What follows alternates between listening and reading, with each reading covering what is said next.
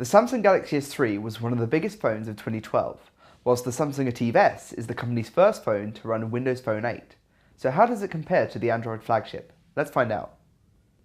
Construction on both devices is predominantly plastic, with a removable hyperglazed glossy back on the Galaxy S3 and a faux metal finish backing on the Ativ S, which gives it a more business-like feel.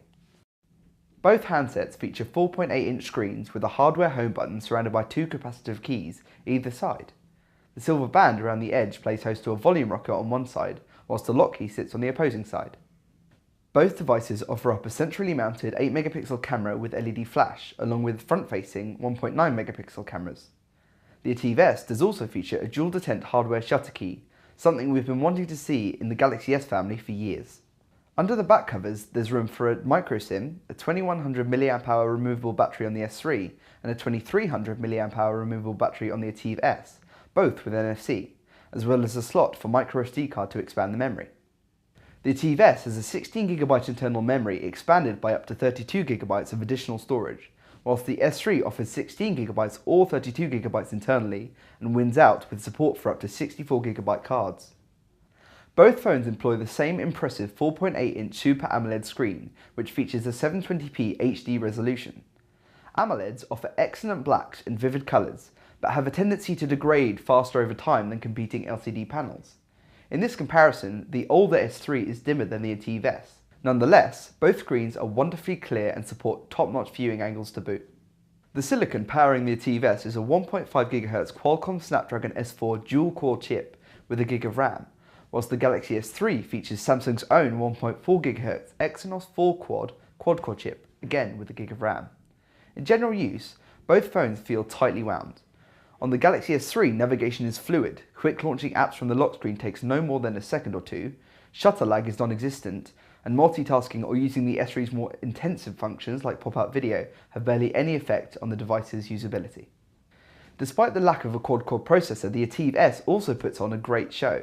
UI lag is rarely an issue, and thanks to that hardware shutter key, the camera can be launched from sleep in just over a second. Multitasking is limited to 7 apps, and you will occasionally find yourself waiting for larger apps to open, but it doesn't detract from the general smoothness of the Ativ S's operation. The Samsung Galaxy S3's battery life is solid, with daily charging recommended but not essential. However, the Ativ S's larger battery and the power efficiency of Windows Phone 8 should see you well over a day before requiring a recharge. The Samsung Galaxy S3 offers Android Jelly Bean with TouchWiz Nature UX on top. There's an amazing depth to the level of customization available, with widgets, home screens, and a wealth of apps supplied by Samsung out the box. For some, the extensive list of options and settings may be a little overwhelming, but it does result in a very diverse experience that can cater to a multitude of user types. Windows Phone 8 feels sparse in comparison. All the main functions and features you'd expect are there, but beyond that, Windows Phone simply doesn't offer the same level of personalization you get on the Galaxy S3. The App Store too is underdeveloped, although Samsung has included a number of their own Windows Phone apps which add a lot of extra functionality, such as Chat On and Music Hub.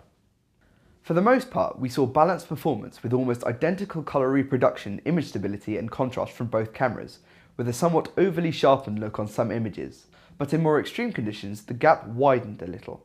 When snapping macro photos, the Ativ S focuses more quickly and just has the edge in low light performance. Both phones offer Full HD, that's 1080p recording at 30 frames per second, producing equally pleasing results, although with a tendency to refocus when the camera is moving, but this is a minor annoyance. The gap between the Samsung Galaxy S3 and Samsung Ativ S is smaller than you might think. The OS is the most obvious difference. Windows Phone 8 is a wonderfully slick alternative to Android, but can't compete on flexibility. Versatility remains the S3's strength, thanks to both the out-the-box experience and the breadth of content available on the Google Play Store, a factor that, although still capable, means the Ativ S, like all Windows Phone's handsets, is still playing catch-up.